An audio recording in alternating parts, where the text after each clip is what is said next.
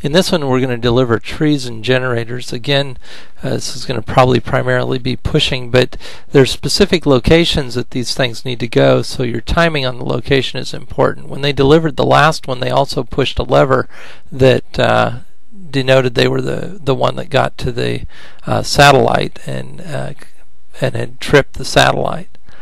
Here you'll notice they've attached these together using another apparatus, and then they're just pushing them out. Timing, it depends upon how flexible or how large the area is that you need to deposit something in. If it's just a great big area like this big blue area and you just need to leave it any place in that area, then timing may be okay, but you've also got to get your robot back to the base. Here you'll notice they've attached a whole group of things together. A lot of times, if you read the contest rules carefully, you can add Legos to the apparatuses that you're delivering someplace and leave those Legos with those things. So what they did is they attached those things together to hold them so they wouldn't be moving around. Here they've tripped the lever for the satellite, and I couldn't tell if they left something else out there or not. Notice this robot's using treads, and notice how they built this thing on the front, and they've got just kind of a notch or a spot where the Lego they're accomplishing two things at once, and the lineup of exactly where they started and how this all fits together. Here's another one with just a ton of stuff, and they've attached a lot of these things together, and then they've also got the apparatus on the front of this kind of has notches in it, and so they're going to push this out, and then when they back away from it, it will leave all of these things hopefully where they want to leave them at, which didn't do too bad, and they kind of left that whole thing there. And now they're going to go over and accomplish this mission where they push on this lever. So they just accomplished 2 or 3 missions, maybe 4, all at the same time. Now you'll notice that little red dot underneath it, they had a light sensor on it that helped. You can see here in the center of it there, that light sensor in the center. There's a cable running down to it, and here it didn't work quite so smooth as it did the last time.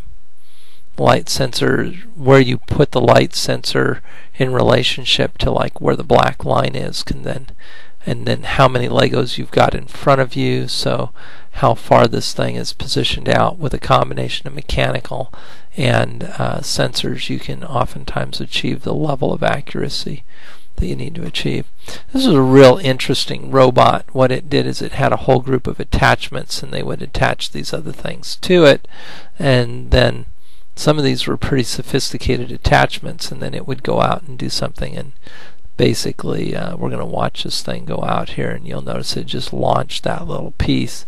Now their goal was to bump that, to be the first one to bump that, and so rather than waiting for the robot to get all the way out there, they went ahead and launched that other part, and then it bumped the satellite, and if they were the first one to bump it, then they got the points in this particular competition. Here they're just trying to deposit something out in the blue area, so accuracy is not that critical because it's a huge blue area. Here's an RCX rather than an NXT brick, and you'll notice they've got those little pins that help lock their apparatus to it. A quick release, quick change, being able to change things quickly is oftentimes really important.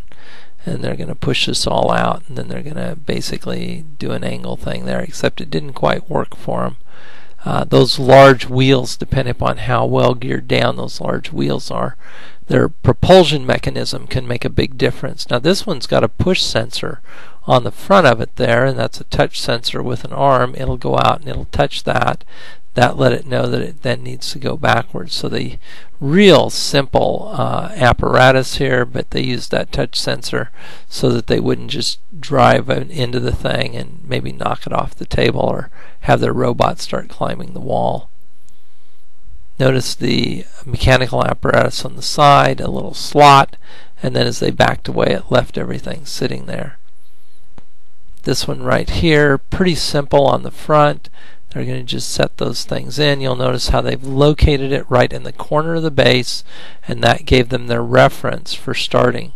And then of course it does its thing. It looked like it used a light sensor to kind of locate something on the turn there. Again, using sensors is really, really, really important to getting things to go exactly where you want them to go. You've got to kind of take a look at, can this thing be within half an inch? Can it be within an inch? Can it be within 2 inches? If it can be within 2 inches, then you can probably get by just using timing if it's a pretty straight shot. If you've got to get something located within a quarter of an inch, you're going to probably have to use sensors.